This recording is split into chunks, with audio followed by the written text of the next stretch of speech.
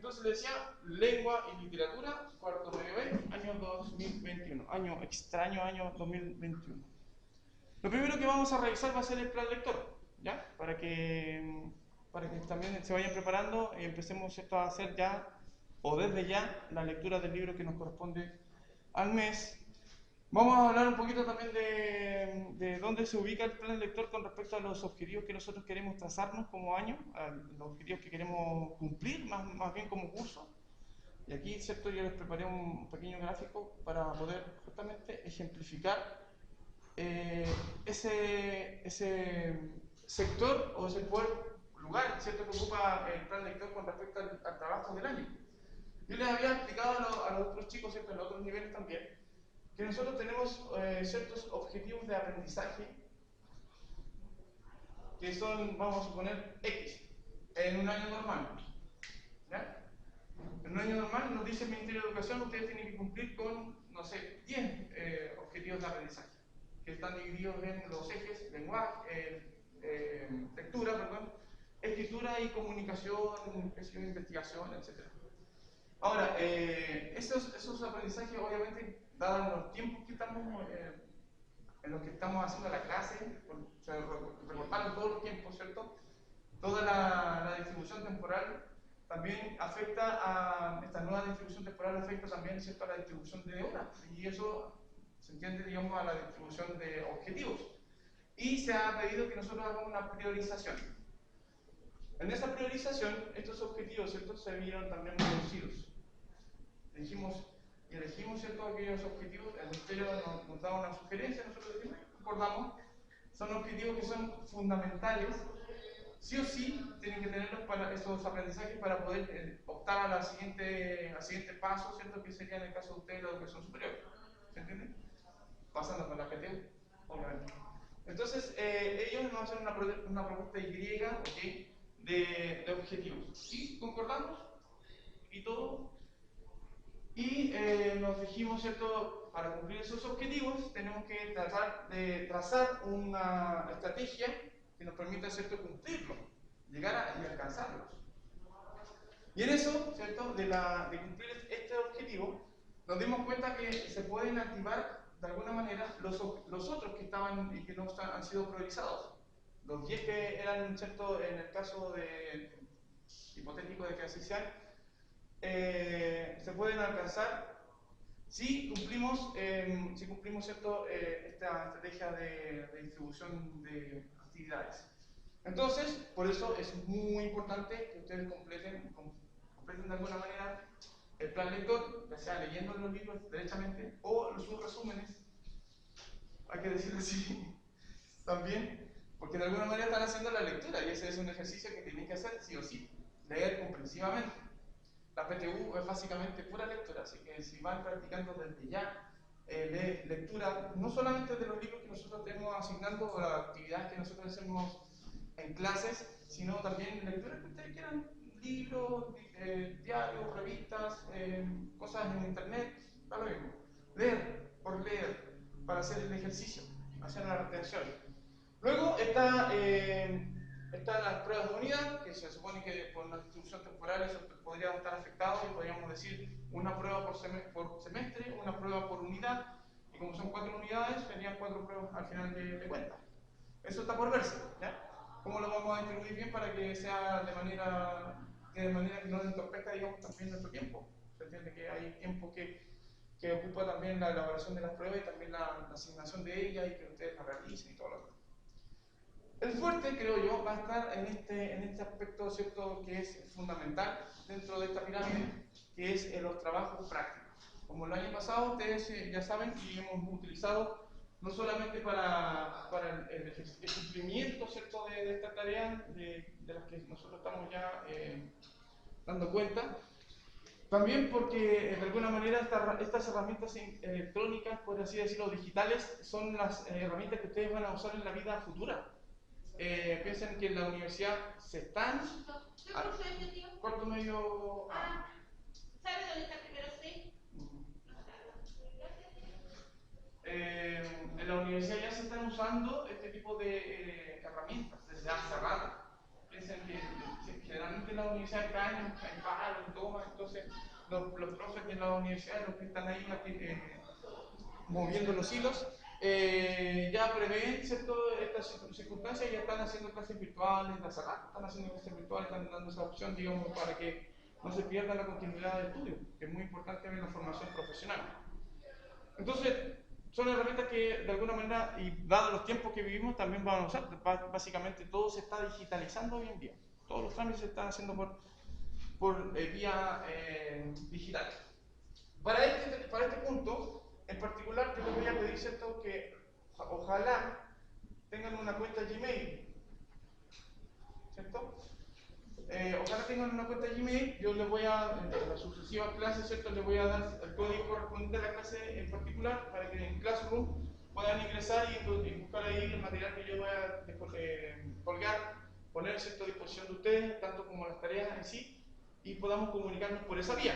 Está también el teléfono aquí registrado, ustedes ya lo pueden registrar también y pueden indicando quiénes son, identificándose correctamente, ¿cierto? Yo para poder dar también cuenta de sus necesidades, obviamente en un horario prudente, ¿se entiende? Está el correo electrónico también para que hagamos no solamente entrega de trabajo, también para que nos comuniquemos de alguna manera, que fomente, digamos, el logro de estos aprendizajes. O sea, la idea es que no nos perdamos de vista, ¿ya? Ese es el punto de esta presentación, en esta parte en particular. No perdemos de vista. Vamos a lo siguiente. Con respecto al plan lector en sí, decimos, ¿cierto? Vamos a borrar esto de acá. Con respecto al plan lector en sí, partimos el año con esta obra que se llama El extranjero. Es del autor francés Albert Camus, ¿cierto? Y está dado este libro para fines de marzo, aproximadamente. Todas las fechas son aproximadamente por el mismo factor que les indicaba recién. ¿Ya? Entonces, si nosotros estipulamos que esta prueba va a ser en estas fechas aproximadas, tenemos que darle el tiempo más o menos de acuerdo con la extensión del libro y con los tiempos que nos quedan. Se van distribuyendo de tal modo que el último texto, ¿cierto?, queda más o menos para mediados de noviembre. Principios de noviembre, en el caso de ustedes. Sería como el último libro y la última prueba. Porque recuerden que el cuarto medio cierra antes. Juntamente por el asunto de la PTU. Va a tener tiempo para que se preparen y todo. O sea, tiempo para que se preparen psicológicamente para esa prueba. Porque la preparación viene de antes. Desde ya. Tenemos entonces El extranjero de Albert Camus, Aura de Carlos Fuentes, autor mexicano, y Seda, ¿cierto?, de Alessandro Barico, que son los libros del primer semestre y que corresponden al género narrativo, ¿cierto?, novela, un cuento largo y una novela corta o cuento largo. Es una novela corta en realidad. Este es como un cuento largo y este es una novela corta. La diferencia está no solo en la cantidad de páginas, sino también en el desarrollo narrativo del texto. Del mundo narrativo en el que se envuelven los personajes de estas dos historias. En El extranjero vamos a encontrar un texto que está muy emparentado con la filosofía existencialista. Así que las clases del profe Geria nos van a venir de perilla, sobre todo en el análisis, ¿cierto?, del siglo XX y cómo el ser humano en el siglo XX modifica su forma de pensar sobre sí mismo. El existencialismo como corriente filosófica da como cuerda a que Albert Camus escriba esta novela bastante digamos, debatible desde el punto de vista de lo que propone como tema, ¿cierto? Ahora es un texto más bien de naturaleza fantástica, aunque podemos decir realista mágico, tiene algo de terror también entre líneas. Dentro de las posibilidades de realización de la atmósfera de Aura, está el que nosotros creamos en lo que están contando. Entonces, eso de la complicidad del lector es muy importante ahí. Seda es un texto exquisito desde el punto de vista de cómo está contado, de la historia en sí, es que una historia de amor, romántica, ¿cierto?, que tiene que ver con el amor a distancia, y también, obviamente, con una forma de contar la historia en sí que ya es como la seda, es algo exquisito, que van a disfrutarlo de todas maneras. Luego ya en el segundo semestre tenemos 2 obras de teatro, 2 dramas de autores dramaturgos, ¿cierto?, nacionales. Alejandro Sivikin, ¿cierto?, chileno, y Jorge Díaz, también chileno. Ambos grandes experimentadores del teatro, innovadores en el teatro, ¿cierto?, a nivel mundial, incluso se podría considerar así, por los estudios que le han hecho a sus obras. La Remolienda, que tiene película, pero no sé si la película debería la obra dramática en el sentido del texto dramático. Y El cepillo de dientes, ¿cierto?, que es una obra en la que el teatro, como teatro experimental, se juega mucho con los planos de la realidad y el diálogo, ¿cierto?, parece ser un diálogo conexo. Entonces hay un análisis que tiene que ver también, volviendo, ¿cierto?, a la idea de un cuestionamiento a la existencia en sí, a lo que somos como seres humanos y de cómo nos comunicamos. Y finalmente, a propósito y volviendo a la idea que nos propone Carlos Fuentes, ¿cierto?, con este libro que mezcla los planos de la realidad también, en el sentido de qué está pasando, así uno se pregunta, ¿qué está pasando aquí? La noche boca arriba es un texto que nos va a dejar en esa posición, de no saber qué está pasando. Es un texto breve también, es un cuento, con eso cerramos, ¿cierto? Un cuento que debe tener como 7 páginas más o menos, no más que eso, o menos. Y es del autor argentino Julio Cortázar.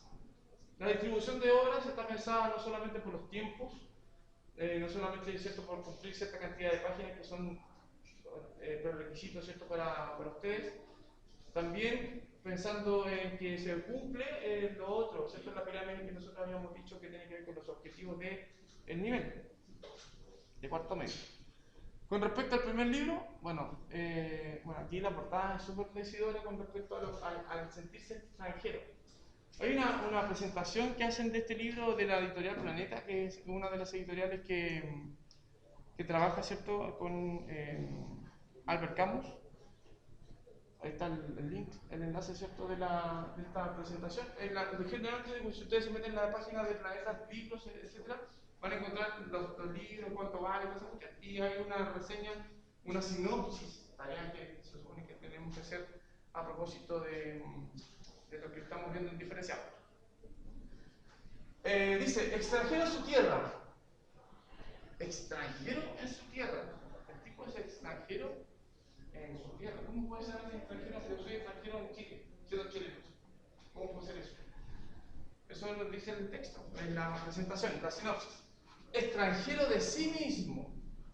Morceau vive una angustiosa situación, íntimamente ajeno al alcance moral de sus actos, llega a asesinar, luego a la prisión y finalmente al patíbulo. Y no hay para él, en este inevitable proceso, ¿cierto?, del homicidio hasta el juicio y hasta la ejecución, ¿cierto?, porque lo condena a muerte,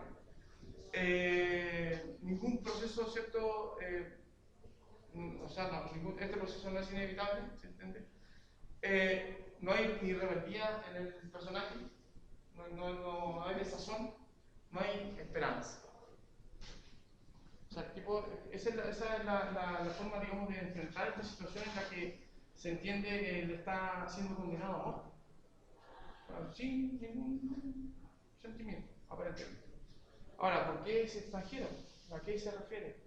Y el planteamiento filosófico a través de esa premisa, ¿cierto?, de que el tipo es un extranjero en sí mismo, está magistralmente sintetizada, digamos, o hecha sinopsis en estas 5 líneas.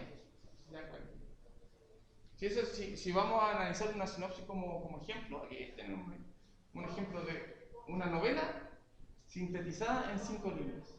Eso es la novela, si lo quieren ver así. Claro, hay otras cosas, vamos a entender, digamos, que el crimen, cómo se cometió el crimen. Seguramente vamos a estar de parte, digamos, del abogado acusador, ¿cierto? Nosotros, o del defensor, y vamos a tener parte, digamos, en esto de cómo se cometió y por qué no reacciona, y nos va a dar rabia al personaje en su no reacción y bla, bla, bla, ¿cierto? Todo eso en el tenor de ir leyendo el texto en sí. Ahí tenemos, ¿cierto?, una imagen del autor, Albert Camus, y una muy breve, ¿cierto?, reseña de su vida. Él nació en Argelia, sin embargo yo dije que era francés, recuerden que en la época en la que él nació, Argelia estaba como anexada a Francia todavía. De hecho, si ustedes ven el fútbol francés, se van a dar cuenta que hay muchos jugadores que son africanos. Y no porque se los compren a otro país.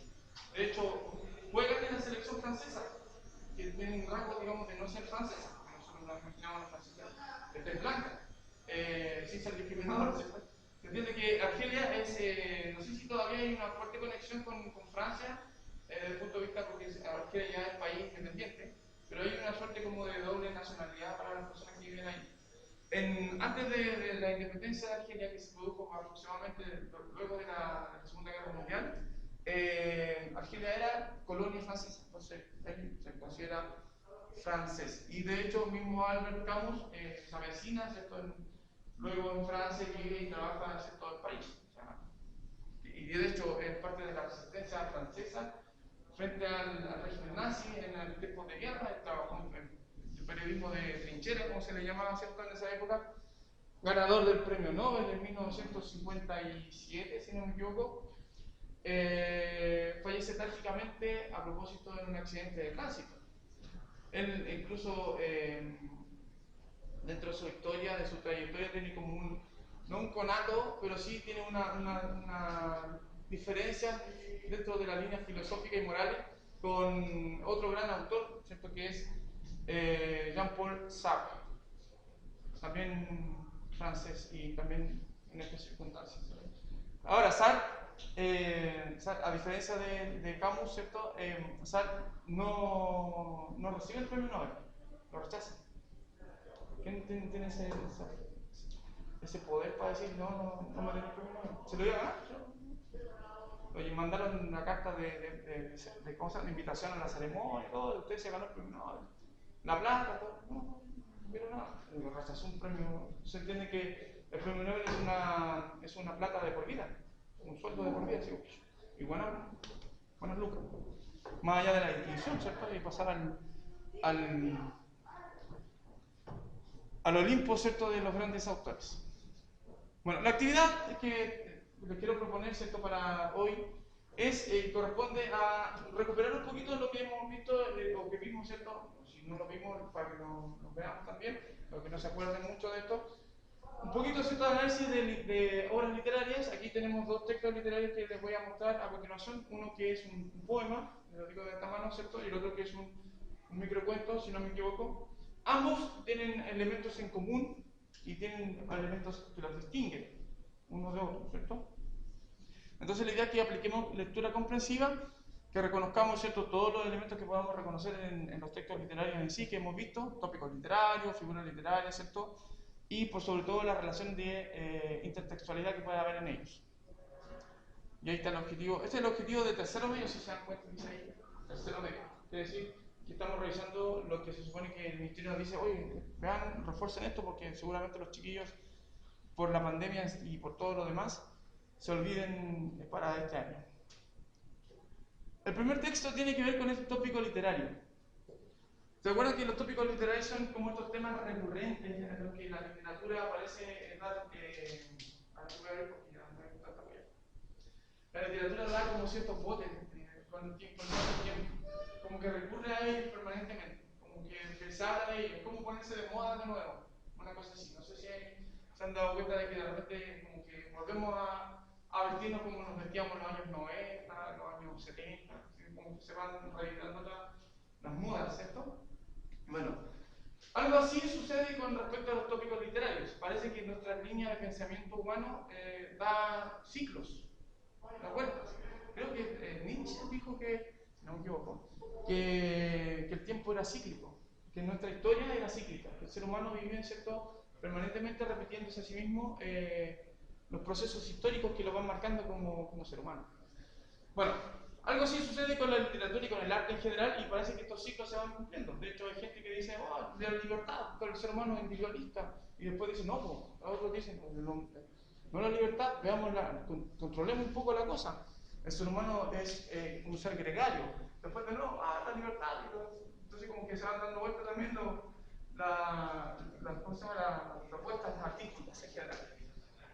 Como tópico, el Carpe Diem es un tópico que surge a propósito de la antigua Roma, de la Roma clásica, y se puede traducir literalmente como aprovecha el día. Carpe de agarrar, ¿cierto? Ahí el nombre de los cositos, ¿cierto? De la mano, de los carpe, de los carpe, todo eso. La expresión fue acuñada por el poeta latino Horacio, latino quiere decir de la antigua Roma, de la Roma clásica, en el poema número 11 del primer libro de Odas. Dedicado a Leuconoe, el poema parece un consejo y su último verso reza, comillas, Carpe diem, quam minimum credula postero, que puede traducirse como aprovecha el día y no confíes en el mañana. ¿Ya? Carpe diem, quam minimum credula postero. Este es el poema. Yo iba a poner en latín, pero dale, mejor lo pongo en castellano. Dice, ¿te estoy tapando o no? Oda 11 entonces del libro 1, dice Horacio, no indagues lo que no es lícito saberlo. ¿Qué fin reservan los dioses a tu vida y a la mía? No convienen los números mágicos. O sea, no estés tratando de adivinar qué va a suceder. Mejor será que te resignes a los decretos del hado de los dioses, ¿cierto? Sea que Júpiter, el máximo de los dioses romanos, te conceda vivir muchos años, o sea que el último en el que ves, sea que este sea el último en el que ves romperse las olas del Tirreno contra los escollos opuestos a su furor, o sea, que este es tu último aliento. Sé prudente. Eso lo vienen diciendo todos los grandes clásicos, ¿eh? Sean prudentes. Beban buen vino, bebe buen vino, y reduce las largas esperanzas al espacio breve de la existencia. Mientras hablamos, huye la hora envidiada. El tiempo se nos da. Mientras estamos hablando. Aprovecha el día. No confíes en el mañana. Ahí está el carpe diem. Aprovecha el día. No confíes en el mañana. Bueno, para hacerlo como bien rápido esto, Horacio fue un filósofo y poeta romano, sabemos, ¿cierto? Tuvo el favor de Cayo Mecenas, de ahí viene la palabra, ¿cierto? Cuando hablamos de los mecenas, que son estas personas que financian a los artistas. Actuar como el Estado de repente actúa como mecenas, ¿cierto? Y se financia a través de becas, a través de premios, qué sé yo. Pasa a ser entonces también patrocinado por el Estado romano, derechamente. El libro de las Odas destaca entre sus obras más célebres, ¿cierto? Tanto por la calidad formal como por el modo filosófico en el que aborda los diversos temas. O sea, muy reflexivo él, Horacio, muy filosófico su postura. La oda más conocida de Horacio es justamente la que acabamos de leer, la célebre frase Carpe Diem contenida en ella. Se trata de la oda número 11 dedicada a Leuconoe, que etimológicamente, si nosotros investigamos el significado del nombre, y eso es muy importante para cachar muchas cosas, sobre todo nosotros mismos, nuestra propia identidad, qué significan nuestros nombres. ¿Ya?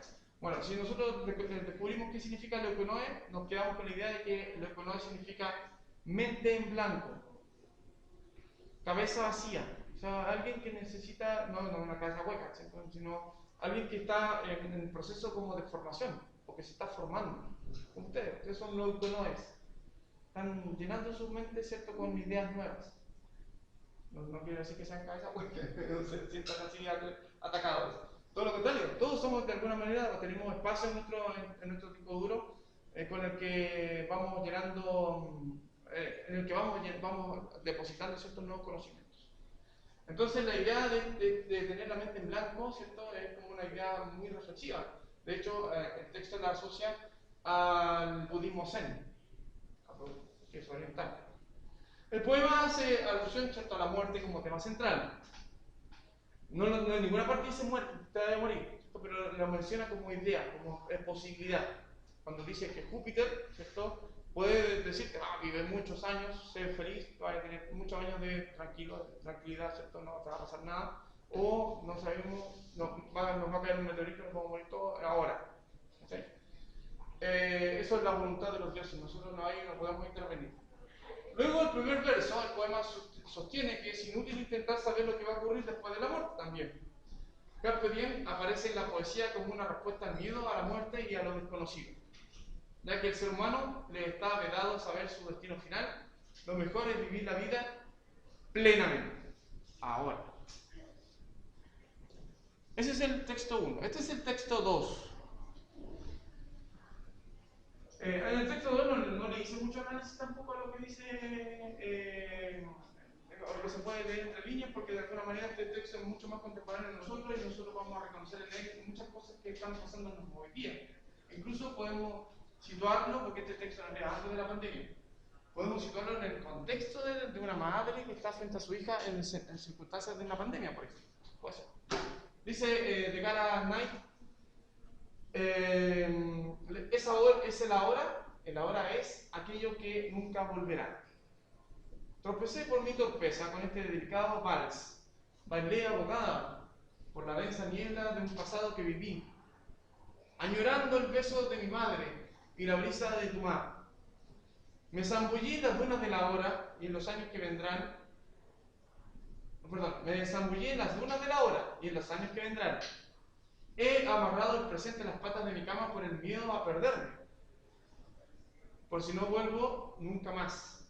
Por si alguna vez me hago anciana y nada logro recordar. Ese es como el temor que todos tenemos, ¿cierto?, en algún momento de nuestra vida con respecto a que nuestra memoria nos falle. Y eso nos desconecta del mundo en vida. ¿Entiendes? He soñado con el futuro en el que mi hija, aún dormida, me pregunta: ¿qué es eso de la hora, mamá? Y yo, por delicadeza, le acaricio el pelo y le intento contestar: el ahora es aquello que no sueñas, que no recuerdas. Es aquello, mi alma, que nunca volverá. ¿Te imaginas que su mamá les diga algo así a ustedes? Así como, es la pregunta del por qué, que a veces nos vuelven cuando somos adolescentes. Esto está en una página de microcuentos que se llama microcuentos.es. Ahí hay varios microcuentos interesantes y otros que no son muy buenos también, hay que decirlo. Y este creo que ganó un premio, así, si no en un concurso de microcuentos, ya sabemos por qué. Tiene un trasfondo filosófico en la historia. Sabemos, ¿cierto?, que hay una preocupación de una mujer que no es madre todavía, dice, habla he soñado con el futuro en el que mi hija, a lo mejor su hija está chiquitita todavía y está pensando cuando su hija pueda hablar con ella e interactuar conscientemente, ¿cierto?, de lo que significa el presente. ¿Qué es el ahora? Pregunta bien cabrona en todo caso. Bueno, la tarea consistiría, ¿cierto?, eventualmente, esto lo podríamos dejar como tarea para Classroom, para que vamos calentando motores en Classroom en sí, pero yo les voy a ir ayudando en el sentido de qué es lo que tenemos que analizar. Tipo de texto ya sabemos, uno es un poema, el primero es un poema, el segundo es un microcuento. Por lo tanto, el primero es un texto que tiene como propósito comunicativo, más allá del propósito estético, de contarnos de expresarnos algo de manera bella. Un poema, ¿cierto?, es eso. Bella no en el sentido, ¿cierto?, de usar solamente palabras bonitas, sino también bella en el sentido de cómo se nos dice cómo se nos dice más allá de las palabras, ¿cierto?, de cómo se nos sitúa en nuestra mente una idea nueva a partir de una expresión más elevada, por así decirlo. Entonces, claro, los dos tienen como propósito comunicativo el fin estético, que nosotros disfrutemos de la lectura de un poema o un microcuento. Pero en el caso específico de un poema, el propósito es expresar un sentimiento, una emoción. En el caso, ¿cierto?, la preocupación por no perder el tiempo y preocuparnos, ¿cierto?, enfocarnos más bien en el presente. En el caso del segundo texto, la preocupación de una madre, de cómo explicarle a su hija que lo más importante de todo es vivir el ahora, ser conscientes de la hora. Los dos nos dicen que seamos prudentes, nos dan como consejos, ¿cierto?, a todos, porque neoconautas podemos ser nosotros, ya lo sabemos, en este afán de construir también nuestra propia realidad. El tópico literario, en los dos casos, es el carpe diem. Ahora, ese mismo tópico literario nos podría dar pistas, ¿cierto? A propósito, ahí está la indicación: lectura comprensiva, completar el cuadro. Y hay una pregunta extra, ¿cierto? Que dice relación con, de alguna manera, cómo estos dos textos se conectan. Y se conectan básicamente porque comparten el mismo tópico literario, la misma preocupación. Miles de años después, no sé si 2000, por lo menos 2000 años de diferencia entre uno y otro.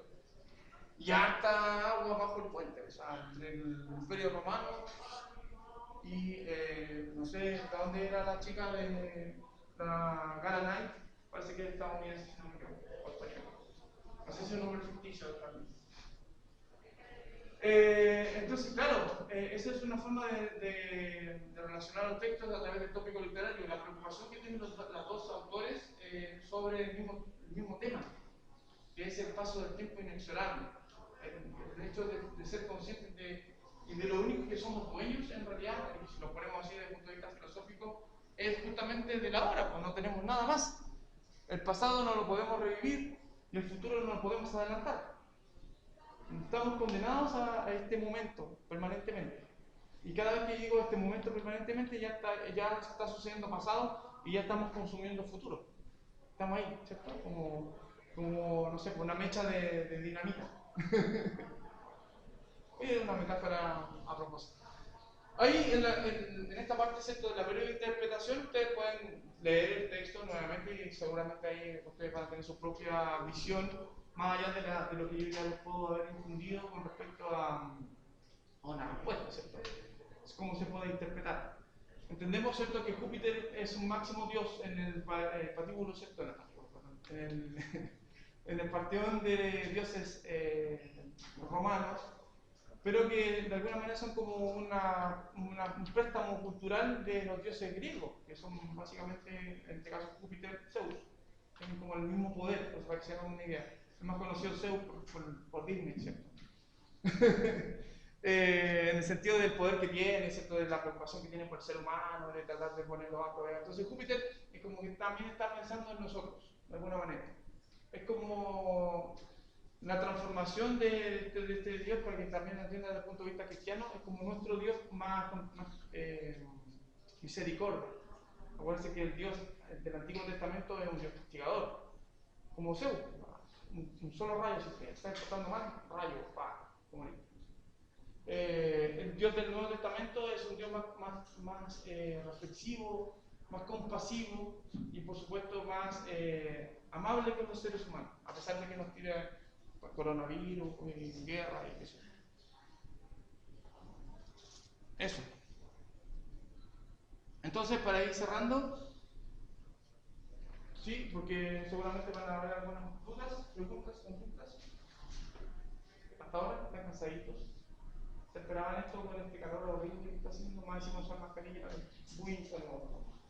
No sé si es como el típico, yo decía cuando veía en la tele, los tipos hablaban y decían, se toma tanta la mascarilla y les molesta tanto el cuerpo, que no puedo sacarme la cuestión. Pero bueno. Con respecto al plenario, volviendo a la clase, no a este otro tema, ¿cierto? Con respecto a qué aprendimos hoy, o qué revivimos de nuestros aprendizajes, un poco en la línea, ¿cierto?, de revivir lo que hicimos en tercero medio. Estos aprendizajes los podemos integrar como lectura, ¿cierto?, lo que aprendimos. Igual vayan guardando sus cosas mientras voy cerrando. Lo integramos, ¿cierto?, en nuestra vida en sí, a que seamos más conscientes del momento que estamos viviendo. Y si son valiosos, claro, porque de alguna manera nos da la idea todavía, ¿cierto?, de que estamos en una situación de querer ser, de querer vivir la vida lo más intensamente posible, obviamente con prudencia, dice ahí, beban buen vino, pero con prudencia. O sea, pásenlo bien, pero con cautela. Eso pues, chiquillos. Atentos entonces la próxima semana, seguramente en el diferenciado les voy a dar pistas. Y la próxima semana, ¿cierto? Ya tendríamos resultados de primeras tareas para que también vayan estando al día. Pueden tener que salir con sus cosas porque la tía va a entrar a desinfectar la sala. No porque sean infecciosos, sino para que no se enfermen. O sea, hay algunos que conozco por ahí que son medio infecciosos. No sé quién, pero lo estoy mirando. Que si tuviera COVID, como 8 días tienen que hacerse el test de PCR. Sí, vamos. Déjame sacar el cable porque así voy a comer. Vuelve atrás, aquí.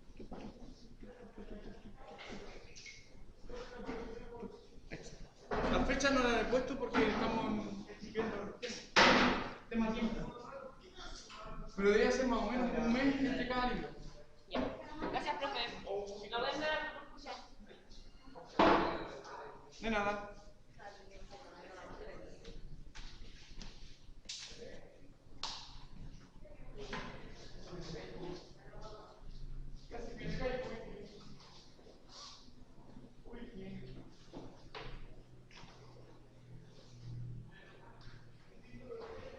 Gracias, tía.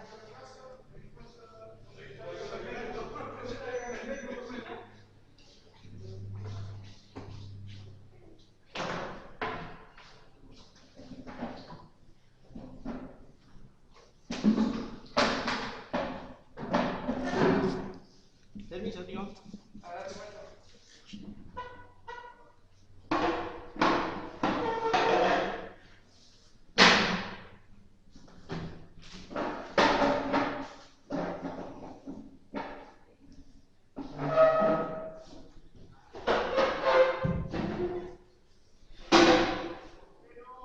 Cállate, que ya no sale, igual que los primeros.